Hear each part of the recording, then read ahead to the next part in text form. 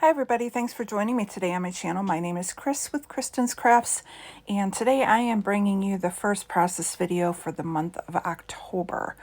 So one of the things that I didn't share with you that I will be incorporating this month is a colored cardstock. I am part of the Rediscover Your Stash Facebook group that is run by Sarah Scraps, and today she announced that the product focus for the month will be the colored cardstock.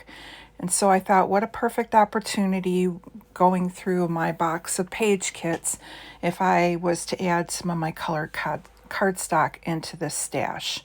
So the first page kit that I picked out was this one that was fall, and these are pictures, I want to say, if it wasn't last year, it may have been from 2020.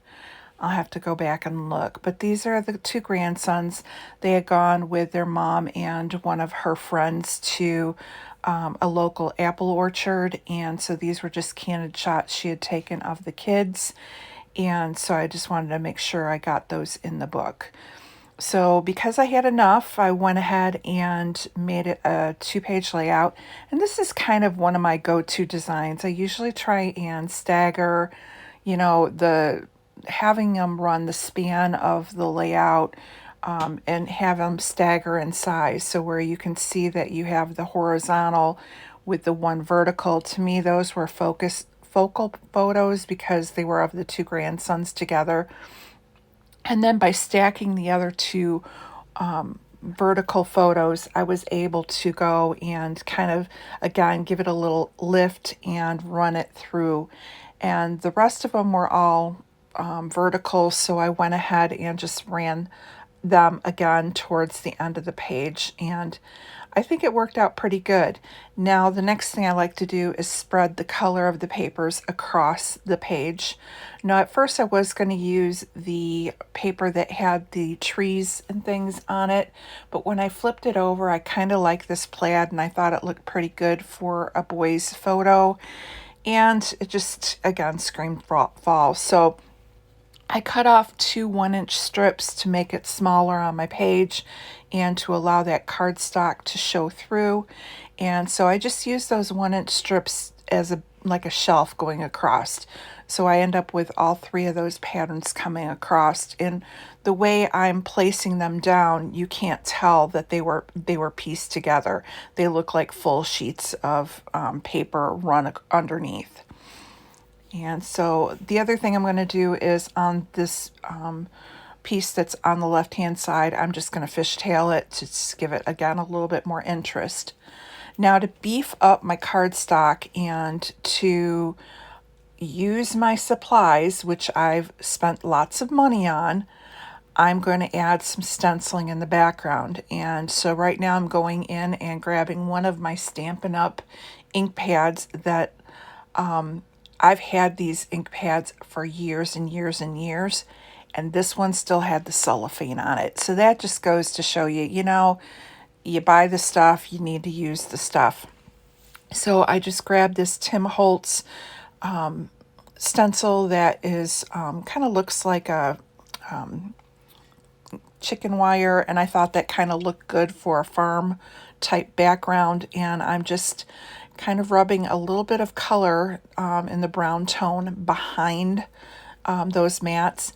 And again, it's not a lot, it's just a little bit of a subtle. And for us that have this aversion to plain cardstock, by just adding a little bit of that stenciling and color behind it, it just added enough to not give you, as I call them, the heebie-jeebies, because to me, plain cardstock looks unfinished. And there's nothing wrong with this, even if I hadn't done the stenciling. I don't know why it's in my head. It's just something I tend to go to the pattern paper. I've done it for years. It gives my sister the heebie-jeebies seeing me use all this pattern paper. But for me, they tend to look finished.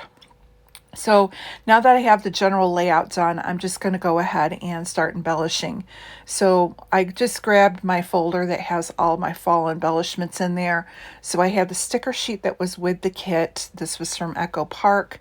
and I grabbed an Echo Park chipboard that a lot's been used on it, and I'm just going and decorating the 3 spots. I am using little critters because, again, when do you get an opportunity to use them? And with the boys being smaller, I think I can get away with those versus if I was to put them on my boys, my older boys' pages who are in their 30s. They might not appreciate the little raccoon and the squirrel, whereas 5 and 6-year-olds, they really don't care. And now I'm just spreading out the chipboard pieces with the sticker pieces. The other thing that I grabbed was these little apples that you see right there. Those are Creative Memories. I mean, how long ago were we buying the Creative Memories stickers? These have to be at least 10 years old.